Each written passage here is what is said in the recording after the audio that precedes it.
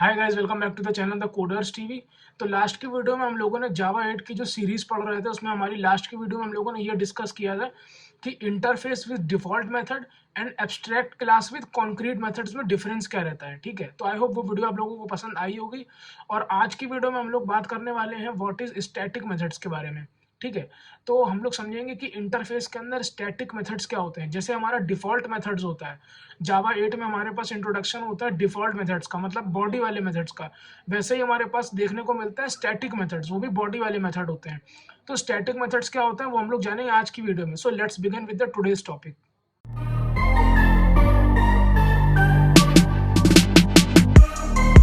तो भाई यार, आज हम लोग देख लो ये स्टैटिक मेथड्स के बारे में पढ़ने वाले हैं। ठीक है, जिस तरीके से हमारे पास जावा 8 में डिफ़ॉल्ट मेथड्स का इंट्रोडक्शन हुआ था, ठीक है, उसी तरीके से जो है हम लोग यहाँ पर स्टैटिक मेथड्स को समझेंगे। आई होप डिफ़ॉल्ट मेथड समझ में आ गया होगा कि डिफ़ॉल्ट मेथड क्या होता है, उसकी नीड क्या होती है।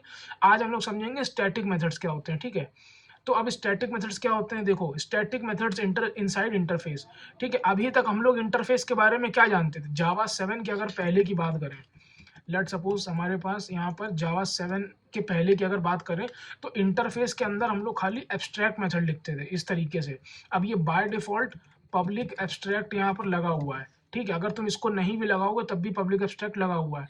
ठीक है, लेकिन अगर तुमने लगा दिया तो कोई दिक्कत नहीं है, तो भी जो है पब्लिक एब्स्ट्रैक्ट माना जाएगा, और अगर तुमने हटा दिया तो भी ये पब्लिक एब्स्ट्रैक्ट ही माना जाएगा। ठीक है, अब बात आती है जावा 8 की।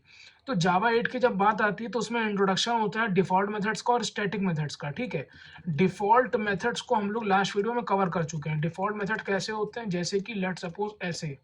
ठीक है, M1 ऑफ इंटरफेस। ठीक है, M1 default method of interface. ठीक है, तो ये तुम्हारा होता है डिफॉल्ट मेथड। अब डिफॉल्ट मेथड के बारे में ज़्यादा हम लोग नहीं बोलेंगे इस बारे में, और इस बारे में अगर तुम लोगों ने डिफॉल्ट मेथड्स की वीडियो में देखी है तो उसमें समझ सकते हो। ठीक है, अब आज की वीडियो में हम लोग बात करेंगे कि बेसिकली स्टैटिक मेथड्स क्या होते हैं। ठीक है, इन डिफॉल्ट मेथड समझ में आ गया, लास्ट वीडियो में हम लोगों ने वो पढ़ा था। अब आज की वीडियो में हम लोग स्टैटिक मेथड का देखेंगे। तो अब देखते हैं स्टैटिक मेथड क्या होता है। ठीक है, from 1.8 version onwards, in addition to default methods we can write static methods also inside interface to define utility functions. ठीक है, वो क्या बोल रहा है कि जावा 8 के बाद से, मतलब जावा 8 के बाद से जैसे कि हमारे पास डिफॉल्ट मेथड्स होते हैं, वैसे ही हमारे पास यहाँ पर स्टैटिक मेथड्स भी आ जाता है, ताकि हम यूटिलिटी फंक्शंस डिफाइन कर सकें। मतलब यूटिलिटी, अब यूटिलिटी फंक्शंस क्या होता है वो हम लोग समझेंगे। ठीक है, interface static methods are by default not available to the implementation classes. Hence, by using implementation class reference we cannot call interface static method. ठीक है, तो ये क्या बोल रहा है कि जो इंटरफेस का जो स्टैटिक मेथड्स होता है वो बाय डिफॉल्ट चाइल्ड क्लासेस को अवेलेबल नहीं होता है। ठीक है, इंटरफेस का जो स्टैटिक मेथड होता है वो बाय डिफॉल्ट चाइल्ड क्लासेस को अवेलेबल नहीं होता है। और अगर मान लो तुम्हें, मतलब तुम उसको इम्प्लीमेंटेशन क्लासेस को यूज़ करके तुम डायरेक्टली स्टैटिक मेथड को कॉल नहीं कर पाओगे। जैसे कि डिफ़ॉल्ट मेथड्स में क्या होता था, देखो डिफ़ॉल्ट मेथड में क्या होता था कि डिफ़ॉल्ट मेथड में तुम देखो वो जो M1 मेथड है यहाँ पर, अगर तुम्हें इसको कॉल करना है तो डायरेक्टली तुम या तो इंटरफेस डॉट M1 नाम से जो है इसको कॉल नहीं कर सकते हो। ठीक है, यहाँ पर क्या लिखा है, interface default methods can not be directly accessible by only child classes you can directly access और ओवरराइड। ठीक है, तो डिफॉल्ट मेथड में क्या होता है कि तो तुम अगर डिफॉल्ट मेथड को डायरेक्टली एक्सेस नहीं कर पाओगे, मतलब इंटरफेस का नाम डॉट M1 अगर ऐसे करोगे तो एक्सेसिबल नहीं होगा, तुम इसको चाइल्ड क्लासेस के थ्रू यूज कर पाओगे। अब जैसे चाइल्ड क्लासेस तुम्हारी देखो यहाँ पर ये है, टेस्ट क्लास ने इंप्लीमेंट कर लिया इंटरफेस को, तब तुमने जो है टेस्ट क्लास को ऑब्जेक्ट बना के M1 मेथड कॉल कर लिया। ठीक है, तो ये था डिफॉल्ट मेथड का।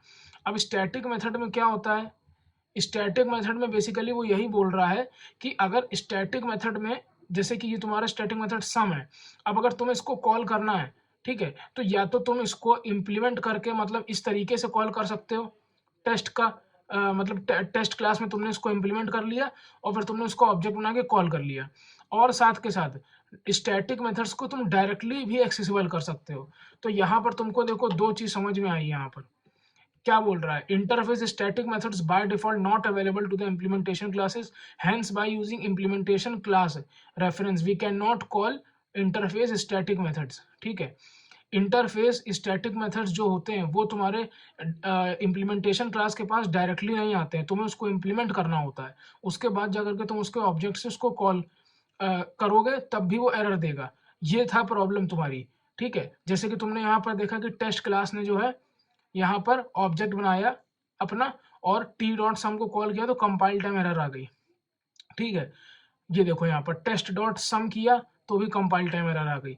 मतलब इंटरफेस का जो डिफॉल्ट स्टैटिक मेथड होता है वो डायरेक्टली इंटरफेस के नाम से ही एक्सेसिबल होता है, ठीक है। इंटरफेस का स्टैटिक मेथड चाइल्ड को अवेलेबल होता ही नहीं है। तो अब यहाँ पर तुमको देखो एक समरी छोटी सी समझाते हैं, ठीक है। समरी यहाँ पर छोटी सी क्या है, ये देखो, default method versus static method, ठीक है। अब यहाँ पर डिफॉल्ट मेथड क्या होता है, डिफॉल्ट मेथड का कहना होता है only accessible through child classes,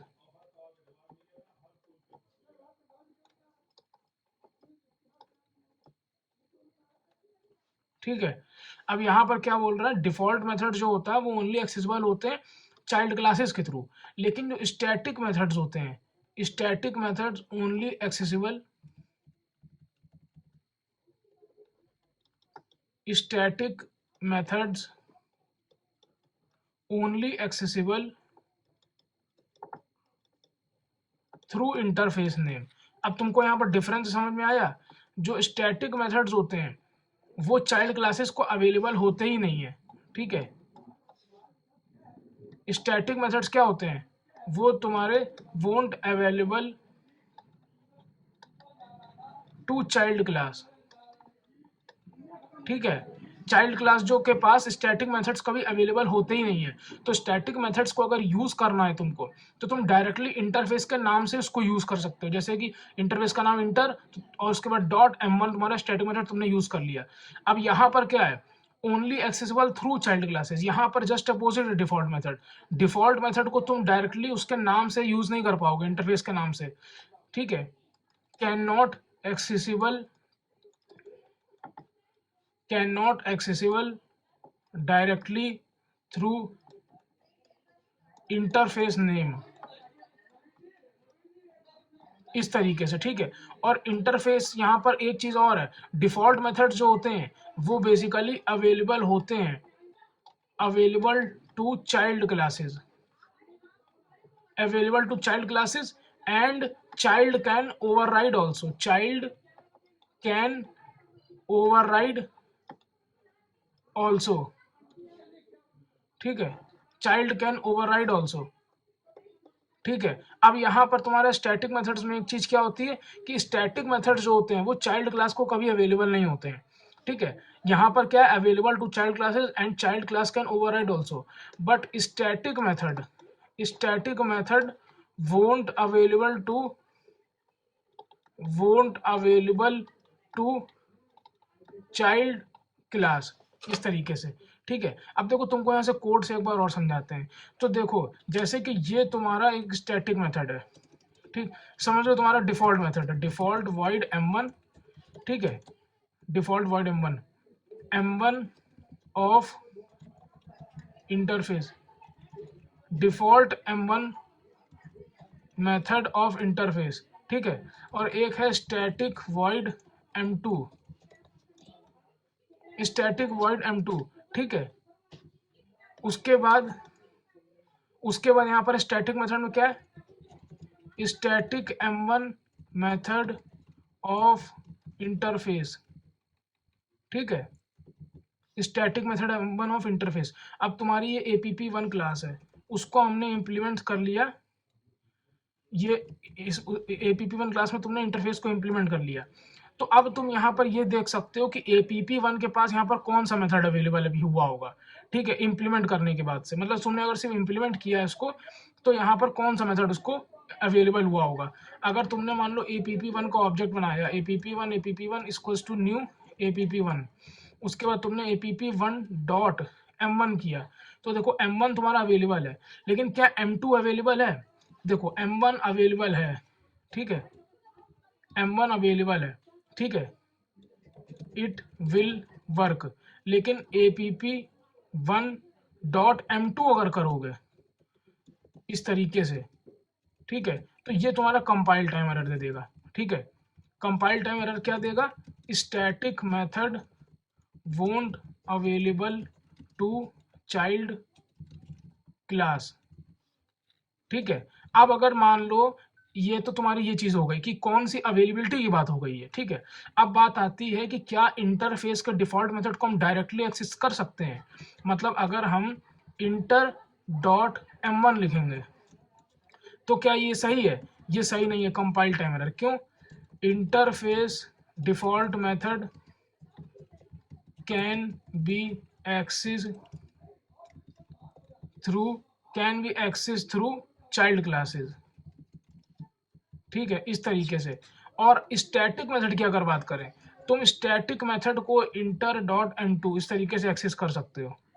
ठीक है, इस तरीके से तुम एक्सेस कर सकते हो। ठीक है, तो ठीक है, तो इट विल वर्क। अब अगर इसको हम रन करेंगे तो देखो आउटपुट यहाँ पर आ जाएगा। ठीक है,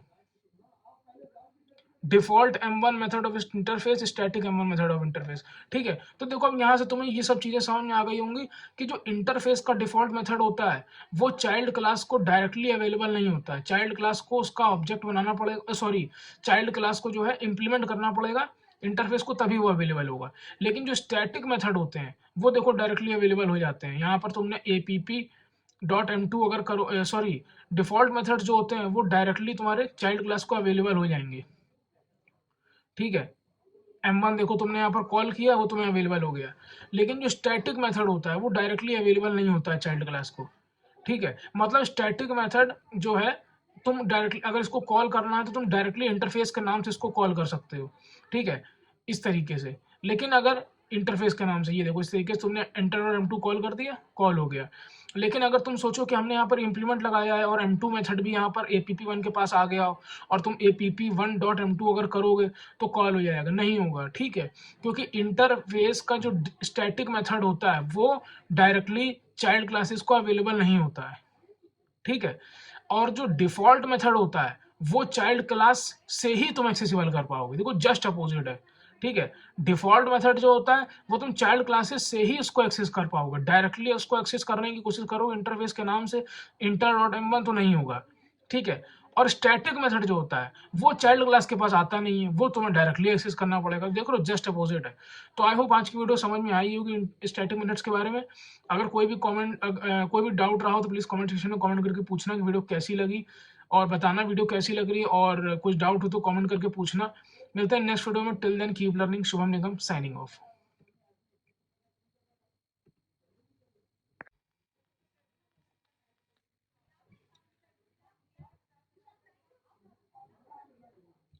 अब भाई देखो यहाँ पर हम लोग एक चीज और समझते हैं। अब जैसा कि हम लोग जानते हैं कि जो स्टैटिक मेथड्स होते हैं वो ओवरराइड नहीं होते हैं। ठीक है, static methods inside interface don't available to the implementation classes, hence overriding concept is not available।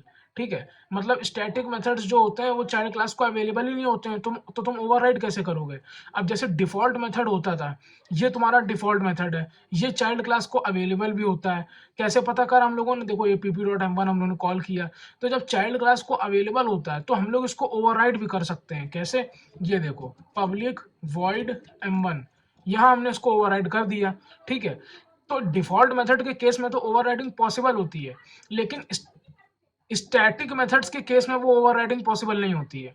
ठीक है, स्टैटिक मेथड्स के केस में based on our requirement we can exactly define the same method in the implementation classes, it's valid but not overriding.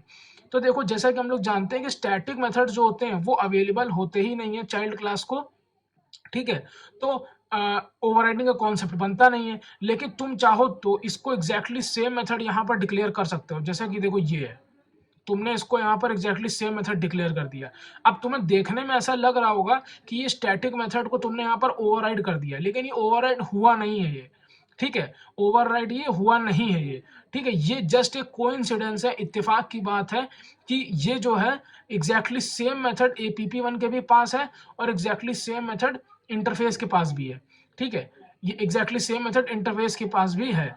अब अगर तुम यहाँ पर app1 app1.m2 अगर करोगे, app1.m2 अगर तुम करोगे और इसको रन करोगे तो तुम देख सकते हो यहाँ पर स्टैटिक मेथड्स 2 कॉल हो रहे हैं। Static methods m1 of interface, तो ये इंटरफेस का नहीं होगा, ये होगा तुम्हारी app1 क्लास का। और एक स्टैटिक मेथड तुम्हारा ये जो हम यहाँ से कॉल कर रहे हैं इंटरफेस के नाम से डायरेक्टली, वो होगा। ठीक है, तो इस कॉन्सेप्ट से ये समझ में आता है इस एग्जांपल से कि इंटरफेस के अंदर जो स्टैटिक मेथड्स होता है उसकी ओवरराइडिंग पॉसिबल नहीं होती है। ये चीज़ हमने कोर जावा में भी पढ़ी थी कि स्टैटिक मेथड्स की ओवरराइडिंग इज नॉट पॉसिबल, लेकिन मेथड हाइडिंग हो सकती है। अब बेसिकली यहाँ पर ये क्या हुआ है, ये मेथड हाइडिंग हुई है, डेरा है, ये बेसिकली मेथड हाइडिंग हुई है। ठीक है, तो आई होप ये वीडियो समझ में आई होगी। अगर वीडियो समझ में आई है डिफॉल्ट मेथड्स, स्टैटिक मेथड्स के बारे में, तो प्लीज़ कमेंट सेक्शन में कमेंट कर